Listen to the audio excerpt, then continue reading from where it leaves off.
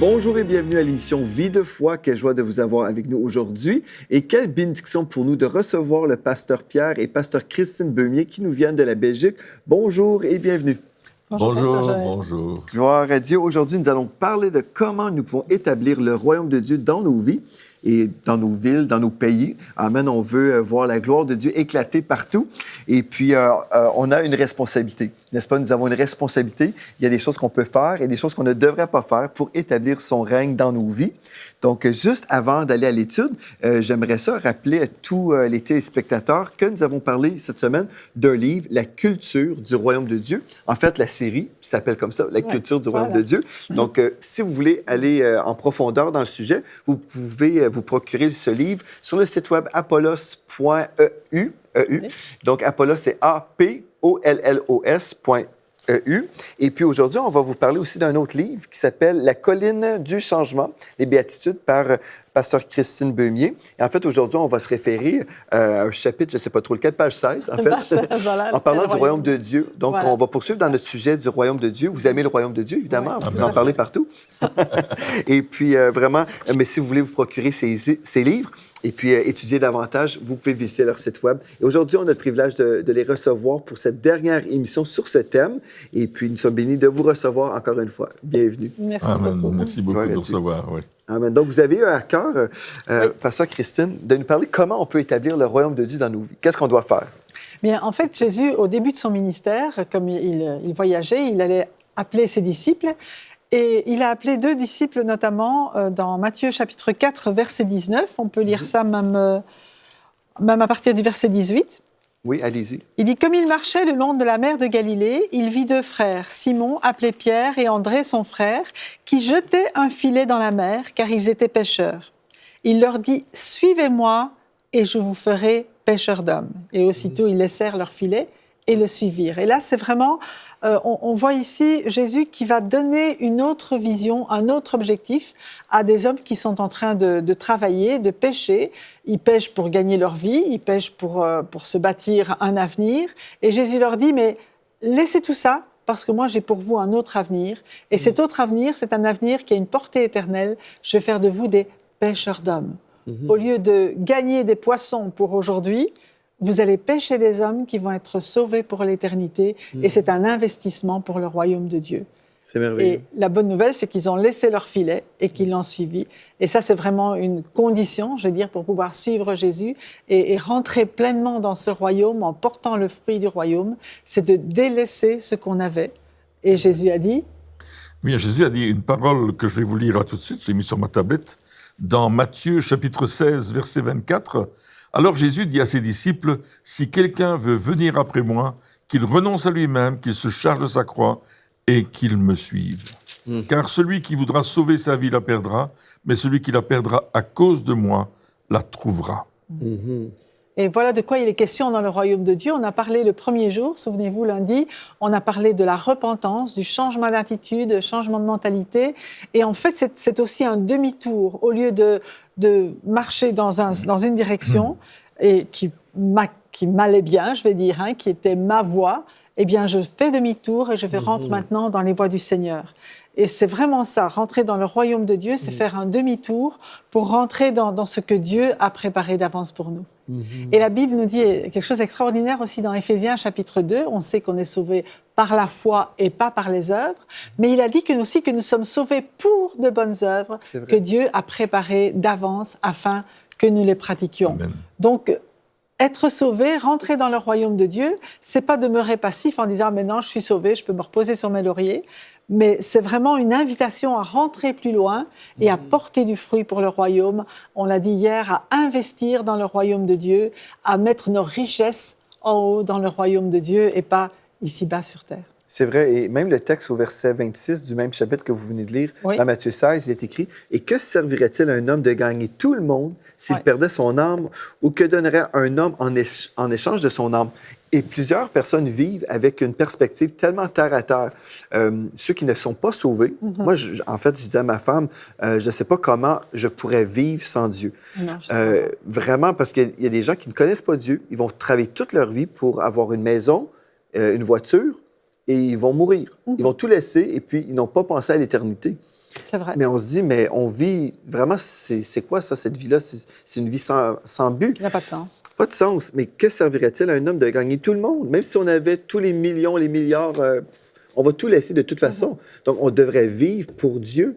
Mais pour y arriver, on doit répondre à ce que Dieu a dit ici. Si quelqu'un veut venir après moi, qu'il renonce à lui-même, notre agenda, et qu'on puisse dire, non, Seigneur, je veux faire ta volonté, pas la mienne, et qu'il se charge de sa croix et qu'il me suive. Et quand on pense à ce texte-là, qu'on doit se charger de notre croix, c'est pas une question juste de vivre dans...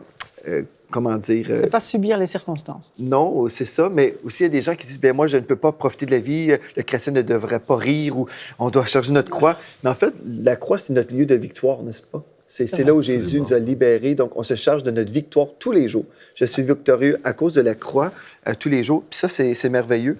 Donc, comme vous dites, c'est ça, on veut vraiment avoir cette révélation aujourd'hui pour nous-mêmes, qu'on vit pour le Seigneur entièrement. Absolument. Et la question, c'est quel royaume bâtissez-vous? Oui. Est-ce qu'on veut bâtir notre royaume ou est-ce qu'on veut bâtir le royaume de Dieu? Oui. Est-ce qu'on veut bâtir pour nous, ou est-ce qu'on veut construire, allez, un petit peu comme Noé a construit l'arche, n'est-ce pas, où tous les animaux sont entrés dedans, sa famille, etc. Il y a eu ce salut en Jésus-Christ aujourd'hui aussi. Ouais. Qu'est-ce qu'on construit? Comment est-ce qu'on le construit? Ouais. C'est ça l'important. Je pense que tout se passe aussi au niveau de notre relation avec Dieu, n'est-ce pas? Pour construire le royaume de Dieu, bien comme vous avez cité Éphésiens 2, 8 à 10, là, c'est par la grâce que nous sommes sauvés par le moyen de la foi, mais ensuite, ce texte-là nous dit que nous avons été créés pour de bonnes œuvres afin que nous les pratiquions. Donc, Dieu a préparé des œuvres à l'avance pour nous. Donc, comment allons-nous découvrir ces œuvres-là? Bien, c'est dans la prière, n'est-ce pas? Dans la prière, dans la présence de Dieu, en fait, on va de plus en plus s'approcher de Dieu pour découvrir son cœur, pour voir ce qui le préoccupe, lui. Ouais. Et il nous dit bien souvent, mais remettez-moi tout ce qui vous préoccupe, mais venez. Mon fardeau à moi, il est léger. Déposez votre fardeau, je le prends, mais venez chercher mon fardeau. Et Dieu, il a un fardeau. Son fardeau, c'est les âmes. C'est tous ceux qui se perdent encore aujourd'hui. Et il veut nous associer vraiment au salut du monde. Quand il parle aussi de se charger de sa croix, je crois que Jésus, quand il a pris sa croix, il ne l'a pas pris juste pour souffrir, il l'a pris pour sauver.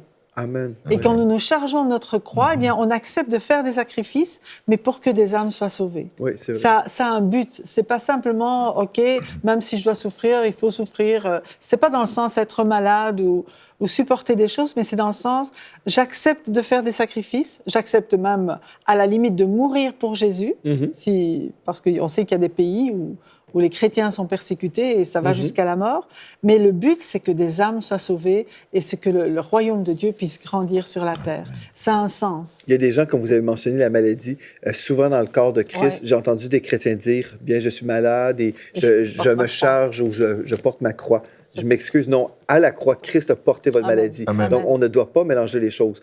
Des fois, les gens s'imaginent que nous devons subir la malédiction pour plaire à Dieu, mais c'est un non-sens parce que Christ nous a racheté de la malédiction pour qu'on soit sous la bénédiction. Donc, il ne faut pas mélanger les choses. Donc, on va renoncer à nous-mêmes, on va mourir à la chair, on va aussi peut-être vivre des attaques de l'ennemi, ou dans le sens que les chrétiens, pas les chrétiens, mais les non-chrétiens peuvent nous attaquer aussi. Et puis, je crois que ça, c'est une chose que Dieu va permettre, dans le sens que la persécution, comme vous avez mentionné, on peut être persécuté pour le nom de Christ et on devrait même se réjouir parce qu'on a été trouvé digne d'être mentionné comme étant un enfant de Dieu. Ça va, mais on ne parle pas ici de maladie puis toutes ces choses-là. Non.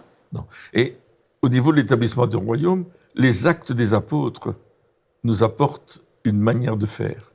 Et dans Acte 13, on nous raconte ce qui se passait à l'église d'Antioche. Au premier verset, deuxième verset, il y avait dans l'église d'Antioche des prophètes et des docteurs. On parlait des 5 ministères dons, là, tout à l'heure. Oui. On les retrouve là. Barnabas, Siméon, appelé Niger, Lucius de Cyrène, Naanem, qui était élevé avec Hérode le tétrarque, et Saul. Et pendant qu'ils servaient le Seigneur dans leur ministère et qu'ils jeûnaient, le Saint-Esprit dit « Mettez-moi à part Saul et Barnabas pour l'œuvre à laquelle je les ai appelés. » Après avoir jeûné et prié, ils leur imposèrent les mains et les laissèrent partir. Barnabas et Saul, envoyés par le Saint-Esprit, descendirent à Célicie et de là, ils s'embarquèrent pour l'île de Chypre. Et on voit que le Saint-Esprit a parlé à cette Église Ouais. qui était réunie dans la prière, dans le jeûne, qui servait Dieu par les louanges, l'adoration, la prédication de la parole de Dieu. Et Dieu a parlé. Il a dit, allez, envoyez ces deux-là Ouais. pour qu'ils établissent mon royaume dans d'autres endroits. Mhm. C'est extraordinaire. Ouais. On voit comment Dieu lui-même va se charger d'eux. Et tout au long du périple, si on continue à lire le texte des Actes, on verra qu'à un certain moment, ils vont dire « Étant empêchés par le Saint-Esprit, on n'a pas pu s'arrêter là, on n'a pas pu aller là-bas. » Et tout d'un coup, ils ont la vision d'un Macédonien et ils vont aller en Europe. Pour la première fois, ils vont quitter l'Asie mineure pour aller rentrer en Europe et pour annoncer l'Évangile et implanter la première Église sur le sol européen. C'est merveilleux. La direction du Saint-Esprit. Ouais. C'est ça. Le Saint-Esprit est tellement important dans nos églises, dans nos vies. Si on veut établir le royaume de Dieu, Oui. nous devons être connectés et sensibles au Saint-Esprit. Ouais. Et c'est là, je pense, où parfois, peut-être, on fait fausse route. Là. C'est parce que nous sommes dans notre agenda, nos plans, nos calculs. Mais si on s'arrête, et vraiment, je crois que les moments les plus productifs qu'on peut vivre, parfois, là, c'est nos temps à genoux, juste dans la présence de Dieu, à la recherche de Dieu, qu'on soit à genoux Ouais, ou assis, ouais, peu importe, ouais. là, mais qu'on soit à la recherche de Dieu. Et des fois, on est là, même, je sais, dans mon cas, et je sais, dans le cas de plusieurs ouvriers, je crois, des fois, on peut se sentir même coupable de prendre trop de temps avec Dieu parce qu'on se dit, mais là, j'ai des choses à faire. Ou le diable nous dit, mais là, tu as des choses à faire. Ou même nous-mêmes, on se dit, on a des responsabilités. Et c'est vrai, Ouais. les responsabilités sont là. Mais parfois, le Saint-Esprit nous dit, écoute, je t'appelle maintenant, viens prier, cherche ma face. Et puis là, on prie. Et là, Dieu nous épargne des détours. C'est vrai. Et j'ai vécu ça il n'y a pas si longtemps. Dieu m'a protégé et je devais faire des choses. Je savais, j'avais des responsabilités. Mais le Saint-Esprit m'appelait. Et puis même, il m'a dit, dans ma bibliothèque, il y avait un livre que je devais aller lire. Je ne savais pas pourquoi. Je me suis mis à lire ce livre-là. Et ensuite, dans la même semaine, j'ai eu une situation, c'était du copier-coller, la même situation. Et dans le livre, c'est un témoignage comment Dieu voulait nous protéger de vivre telle ou telle situation. Wow. Je n'entrerai pas dans les détails, mais j'étais là, je prenais des photos de mon livre, je prenais des photos, j'envoyais à mon épouse, j'ai dit, mais c'est incroyable, c'est du copier-coller, littéralement, même situation. Mais Dieu m'avait dit, même si je ressentais, j'ai de l'administration à faire, j'ai des choses, mais finalement, je disais à ma femme, j'ai dit, c'est impossible pour moi. Je trouve comme c'est impossible que je fasse autre chose que prier et lire ce livre. Mais Dieu avait sa façon de parler. Puis ici, comme dans le texte que vous avez lu, il priait et cherchait la face de Dieu pendant qu'ils servaient le Seigneur dans leur ministère et qu'ils jeûnaient. Le Saint-Esprit dit, mettez-moi à part. Mais même jeûner, on peut jeûner des activités. On peut jeûner le travail ou même des choses qui sont bonnes. L'administration. On peut jeûner ces choses. Tout à fait. Oui. Oui. Donc, c'est une chose que Dieu nous demande aujourd'hui. Si on veut établir le royaume de Dieu dans nos vies et dans nos églises, on devrait vraiment être à l'écoute du Saint-Esprit. Ouais. On ne peut pas le faire sans lui. C'est ça, absolument. Et la consécration. C'est ça. Parce que dans ce texte-là, comme dans celui de l'Évangile de Matthieu au chapitre 16, il parle de consécration. Consacrer notre vie, la mettre à part. Ouais. Faire qu'à un certain moment, on se dédicace entièrement Ouais. à l'établissement de l'œuvre de Dieu. Et à travers cela, ce que je vois d'extraordinaire, c'est qu'on ne travaille pas seul. Ils sont plusieurs à travailler ensemble, plusieurs ministères qui travaillent au même objectif, même s'ils ne se connaissent pas. À un certain moment, ils se rejoignent. C'est vrai. À un certain moment, ils sont sur le même chemin. À un certain moment, ils se sont dit « Hey, toi aussi, tu es avec moi. Hey, tu faisais la même chose. Gloire à Dieu. » Et il y a comme un feu, une flamme qui commence à entrer. La consécration va nous amener dans la révélation et la révélation va nous amener dans l'établissement du royaume de Dieu. Et comme vous dites, cette consécration va aussi faire en sorte qu'on va rencontrer les personnes que Dieu avait destinées pour notre destinée. En fait, il avait prévu des personnes sur notre chemin. Oui. Et puis, si on est consacré, puis on fait ce que Dieu nous dit de faire, bien, on va rencontrer les personnes qu'il veut qu'on rencontre. On n'aura vraiment rien à faire, n'est-ce pas? C'est vrai. Ce sera vraiment Sauf des obéir. connexions divines. Oui, c'est ça. On a vu ça dans notre vie, beaucoup de connexions divines qui nous ont amenés d'un point à l'autre où on n'aurait jamais imaginé aller C'est vrai. faire des choses qu'on n'aurait jamais pensé faire. Mais Dieu avait prévu ça pour nous et c'est fantastique. Hein? Ah, c'est extraordinaire. On est même entré parfois par la grande porte en pensant que nous, on arrivait quelque part, on se dit, bon, ben, on va être discret là, on veut pas qu'on nous voie trop là, on va se mettre... Et puis boum, Dieu nous mettait en lumière, c'est comme s'il mettait un projecteur sur nous. Il disait, mais c'est vous que j'ai besoin. On se disait, mais Seigneur, on n'est pas venu pour ça, nous. On veut juste rester dans le fond, on veut même pas savoir qu'on est là. Et puis Dieu disait, non, devant. Et là, Dieu avait un plan, il préparait quelque chose pour nous faire aller plus loin dans ce qu'il a prévu de faire. Et pas seulement pour nous. Parce qu'on est aussi ouvrier avec Dieu. Donc, quand on parle d'aller plus loin, ce n'est pas pour chercher notre gloire, mais c'est vraiment pour que le royaume de Dieu grandisse et pour que d'autres ouvriers aussi puissent être impactés pour eux aussi accomplir l'œuvre de Dieu. Et je pense que c'est ça. Si on cherche le royaume de Dieu, parce que même en tant que chrétien, on peut chercher notre propre royaume. C'est vrai. On peut dire, on va faire telle chose, on va faire ça, et puis on va être vu, et puis ça va... Voilà. Mais en fait, ce que Dieu veut, c'est qu'on cherche son royaume à lui. Et lui, il établit les uns et les autres pour faire grandir son royaume. Et on veut se réjouir de ce que le royaume avance. Quels que soient les moyens ou les personnes que Dieu utilise pour ça, si on voit une avancée du royaume de Dieu, on va être dans la joie avec Dieu et avec les anges. Dimanche passé, je prêchais et puis justement, je parlais de plusieurs choses, entre autres l'amour, la marche dans l'amour de Dieu, tout ça.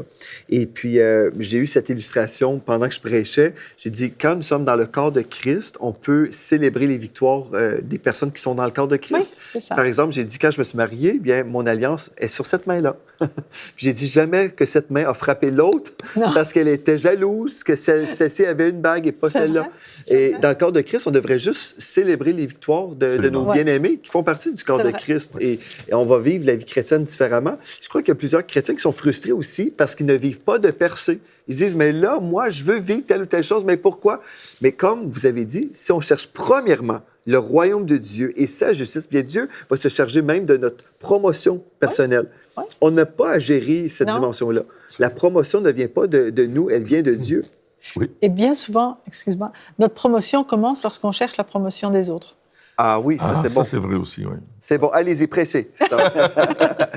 C'est vrai. Non, mais si on voit par exemple Élisée, qu'est-ce qu'il faisait? Il versait de l'eau sur les mains d'Élie. Lui, son but, c'était de servir. Et combien de fois, on ne voit pas des gens qui ont un cœur de serviteur, c'est là que ça commence, un cœur de serviteur, et puis à un certain moment, le Seigneur les élève. C'est vrai, et c'est ce qu'il veut faire. Mais si on a un cœur, je veux le montrer, Dieu va nous abaisser, c'est indubitable. Ouais, si on s'humilie devant le Seigneur, il va nous élever au temps convenable.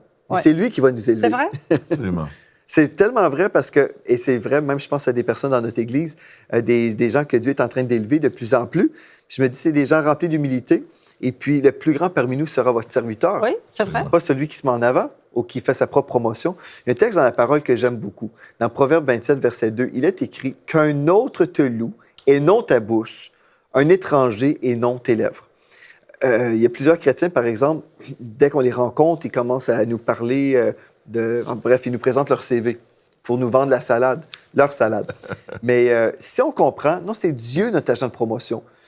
Nous voulons travailler pour le royaume de Dieu et c'est son royaume qui avance, que je sois en avant ou à côté. Peu importe, ce qui compte, c'est que je fais partie du corps de Christ qui avance. Amen. C'est ça. Ouais, Tout à fait. C'est voir l'avancement du royaume, c'est voir comment Dieu bénit l'autre ministère, et ensemble, il y a de telles bénédictions que, waouh, il se passe quelque chose sur la terre, mais qui vient du ciel. C'est vrai. C'est ça qu'on doit voir. Et on peut avoir les meilleurs, explications de la parole, etc. Mais quand Dieu donne une révélation de sa parole, il y a comme un éclaircissement qui se passe. Ouais. Et les gens reçoivent leur guérison, leur délivrance, etc. Parce que le royaume de Dieu, c'est pas seulement des paroles, c'est une démonstration d'esprit et de puissance. Ouais. Et c'est ça qui est important. Alors on peut parler des choses de Dieu, mais à un certain moment, il faut les démontrer. C'est vrai. On parle de sa puissance, mais à un certain moment, on va voir la puissance de Dieu. On parle de la guérison, on va voir la guérison. Amen. On va voir la manifestation du royaume. Parce que le royaume de Dieu, il se manifeste. Il se réalise. Il se voit. Ouais. Amen. Amen. Donc, comment établir le royaume de Dieu? On a dit plusieurs choses. Avez-vous d'autres choses que vous voulez partager avant la fin de cette émission? Et on va prier pour vous parce que, comme le pasteur Bemi a mentionné, on veut démontrer la puissance de Dieu. Amen. Et nous servons un Dieu puissant. Je crois qu'il y a des gens qui vont être guéris à la maison aujourd'hui. Certains d'entre vous, vous allez délivrer. Je crois que certains d'entre vous aussi, vous serez même délivrés de votre frustration qui est là depuis longtemps parce que vous venez de vivre juste comme on dit, un déclic. Vous venez de comprendre des choses. Vous venez de de comprendre que finalement, je n'ai rien à faire pour ma promotion personnelle. C'est Dieu qui va se charger de tout ça. Mais on va prier pour vous prochainement. Mais juste avant, je veux vous laisser l'opportunité de compléter votre pensée aussi. Oui, ma pensée, c'est que établir le royaume de Dieu, ça doit être toute notre vie, tout l'objectif de notre vie. Voyez-vous, on peut faire des études, avoir des diplômes, et c'est très bien. Moi, j'ai étudié jusqu'à l'âge de 24 ans, donc je n'ai rien à... Et j'ai encore étudié après en cours du soir, des choses qui m'intéressaient, etc. Mais mon objectif dans la vie, ça a toujours été de voir le royaume de Dieu s'établir. Et même quand je travaillais en entreprise, dans les laboratoires de chimie, etc., toujours, je voulais voir le royaume s'établir. Même dans mon laboratoire, pour lequel j'étais employé comme d'autres, je priais le Seigneur, j'invoquais Dieu, et qu'est-ce qui s'est passé? Le laboratoire est devenu une maison de prière. Wow. Les gens venaient me trouver à 8 heures le matin avant qu'on ouvre les portes pour me dire « Est-ce que tu peux prier pour moi? J'ai tel problème. » et ainsi de suite. Parce que le royaume, quand il est là, il se manifeste, il se réalise. Il y a une démonstration. Et cette démonstration-là, elle touche le cœur des hommes. Amen. Amen. Et des femmes et de tous ceux qui en ont besoin. Et c'est ça, établir le royaume. C'est nous-mêmes, comme on fait partie du royaume, Jésus vit en nous, le royaume est en nous, le royaume s'approche. Et quand tu vas quelque part, parce que Jésus, le roi, est en toi, le royaume est là. Amen. Attendons-nous à des choses grandes. Amen. Plus grandes que ce qu'on peut imaginer. Au-delà de notre imagination. C'est ce que Dieu dit. Je vais faire au-delà de ce que tu peux penser ou même demander. Au-delà. Gloire à Dieu. Ouais. C'est ça le royaume de Dieu. Amen. Et vous avez vu le royaume de Dieu dans votre ministère, hein, vraiment exploser à plein de niveaux, des guérisons. Juste avant qu'on prenne ce temps de prière avec les gens, juste pour susciter la foi, pour encourager les gens à croire que ce Jésus n'a pas changé. Avez-vous des témoignages que vous pouvez peut-être partager, juste comment le Seigneur s'est glorifié dans vos réunions récemment? Oui. On a prié pour plusieurs personnes qui avaient des tumeurs, dernièrement, et quelques temps plus tard, les tumeurs avaient disparu. Gloire à Dieu. Les médecins ont dit, plus besoin de médication, c'est guéri.